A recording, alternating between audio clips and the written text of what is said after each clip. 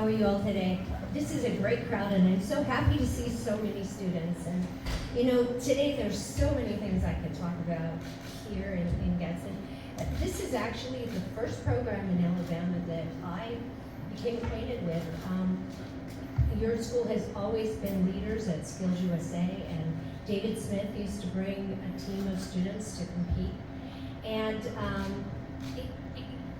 we always used to joke at while the students were competing in this bullpen, the teachers would be along the sides of the event, and we called them expectant fathers because all the students for all these hours are working on the competition, and the teachers are so committed and so dedicated, just rooting for their students, although they can't talk to them. So anyway, God bless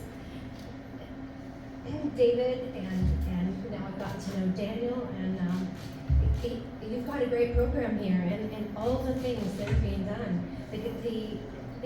Looking at kids when they're in elementary school and starting to acquaint them with what their opportunities are, that's fantastic. The shop, this shop is an example of what modern manufacturing looks like, and it changes the perception that a lot of people have about manufacturing, which is why we do this particular program that we do. But today I want to tell mostly the students a little bit about Gene Haas. So, I see lots of buildings, and I see lots of people's names on buildings, and I think, I wonder what that person did, and why this building, why this industry, why this street, maybe. But Gene Haas was a very ordinary kid. He grew up in North LA, 3-bedroom house, 4 kids, all very close in age, and their family was middle class. And if the kids were going to buy a car or buy records, things like that, the kids all had to work. So Gene, when he was 15 years old, went to work in a machine shop. And his first job was just sweeping the floors and cleaning the machines. But he became very fascinated by the machines. And he also became fascinated by the racing industry because this particular shop made racing wheels. Well, Red, the owner of the company, could see that Gene was very fascinated by the equipment in the shop. So after hours today, hey, Gene, I'll come teach you how to use the lathe and the mill. And a couple years down the road, Gene became the most desired technician to machine these racing wheels because of his attention to detail and accuracy.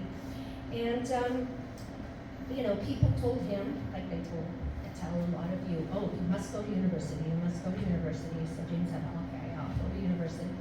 So he went to Cal State, Northridge, and he got a degree in accounting.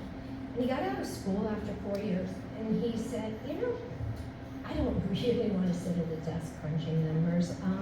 I think I'm going to go join a race team and be a pit crew. So for a couple of years, Gene went and traveled with the pit crew, on a pit crew, saved all his money, came back and bought 2 CNC machines and put them in the corner of a red shop and started his own business. Well, one thing that if you're a small job shop, if you're the new kid on the block, literally, you get the worst jobs out there. And, it's like, so he starts getting these parts to quote, and he's like, how in the world would I be able to hold this part and present it to the machine? So what did he do?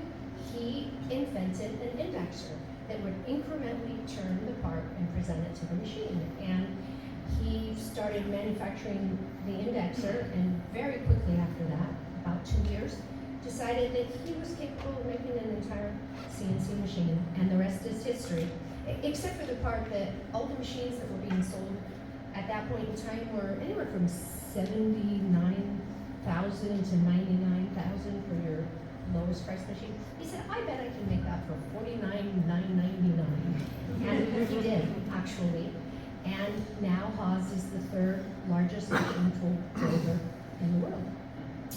Gene never forgot his roots. He never forgot the importance of having someone like Red to come alongside and teach you and mentor you. And as soon as his company started doing well, he started giving away machines to schools. And that sort of got overwhelming after a little bit of time. For perspective, today Haas has machines in 5,500 schools around the world. So a few years later, Gene decided to put the money into a foundation and then give the schools money to attract students, and then he could give the money to the schools depending on how good a job they did, how well they paid attention and served their students. So thus, today, we gave Gadsden this naming rights to become a Gene Haas Center, and we also support you with scholarship funds every year. And thank you so much for having me here. And all of you students, you don't have to be born rich. You can do it yourself. And it's the key. Solve problems. When you see something not working, don't, walk away and say, oh, that didn't work. Figure out how to solve the problem, because that will get you everywhere in life. Thank you.